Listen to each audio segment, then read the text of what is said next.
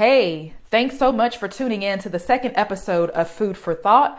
I am your host, The Real McCoya. In this episode, I'm going to be talking about the difference between being right versus being righteous. Now, if you didn't tune in to the first introductory episode, please be sure to check that out also. But in that episode, I hinted a little bit about this topic. And I felt it was so important to just expound on it a little bit more because it's so much deeper than I actually originally realized. I actually came across this quote a few years ago on Facebook, and someone shared, "May I desire to be righteous more than I desire to be right." And ever since then, that's really just been something that has stayed with me and that I've tried to make sure that I live and walk out. Now, when you think about being right and the need to be right, for someone like me, that's been something that I really can say I have dealt with. Not necessarily because it was about ego or stubbornness. It had more so to do with control and me really relying heavily on myself and my own understanding and wisdom. And that if someone else came with a differing opinion, you needed to be able to prove that that was factual before I declared that you were right in that case.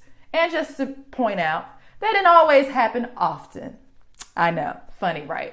But regardless of whether or not being right is because of ego or pride or self-righteousness or control, the end result is always the same.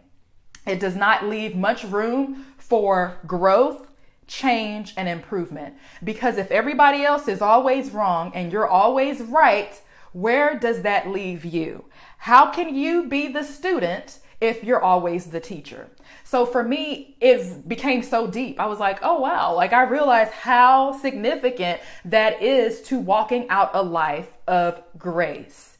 So that leads me to just want to throw in here a little bit about social media conversations and how we see this so prevalent when it comes to very controversial topics or just any issue that someone posts about. We see people share their opinions and talk, and you would think that that would be a great opportunity because social media allows you to have conversations with people from all different types of walks of life. But the thing is that most of the time, those people or the primary focus of those type of conversations is to be heard and not necessarily to listen.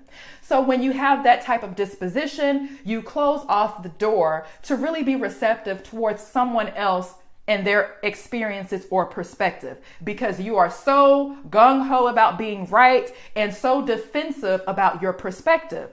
But the reality is, what's so important about being right? Like, what's the big deal? If you're wrong, so what? You can learn. Big whoop. But the thing is that when you get into these conversations and these debates, they're pointless. So just a little nugget for anybody that feels tempted to share or talk about something via social media. Sometimes it may just be best to save that conversation for your community where you know that people value what you have to say and vice versa.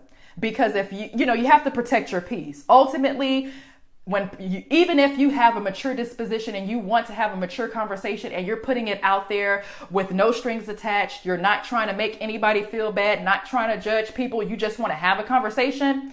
Most of the time, that's not the heart of the other party.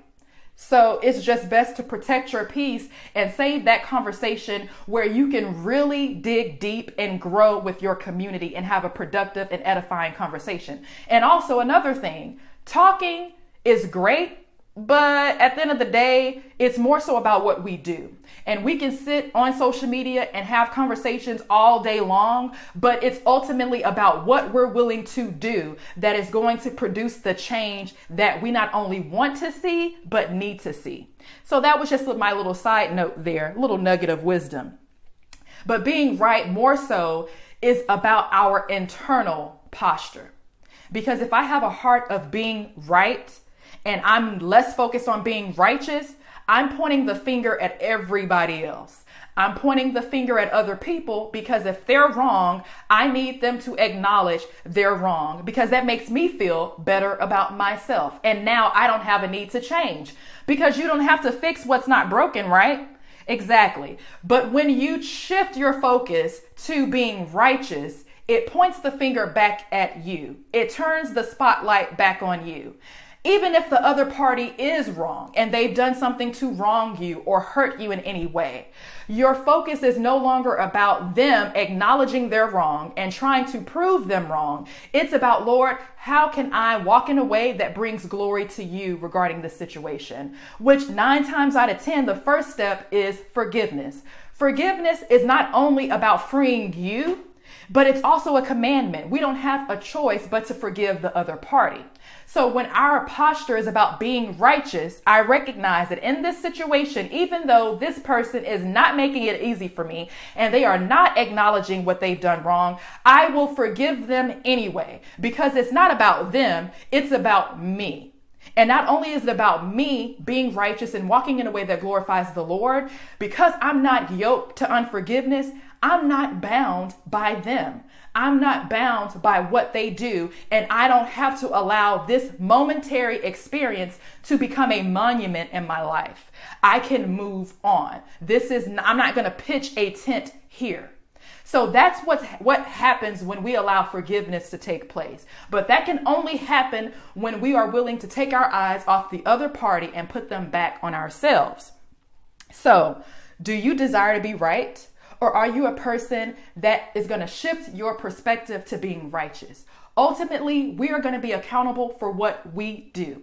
And if it is our desire to always seek the Lord and glorify him and honor him in the way that we talk, then we are going to exemplify that. And hopefully our example will not only bring glory to the Lord, but it will inspire that same change in the other people around us. So I thank you so much for tuning in to this episode of Food for Thought. Please leave your comments below. Let me know how you feel and what you think. And until then, I'll see you or talk to you in the next episode.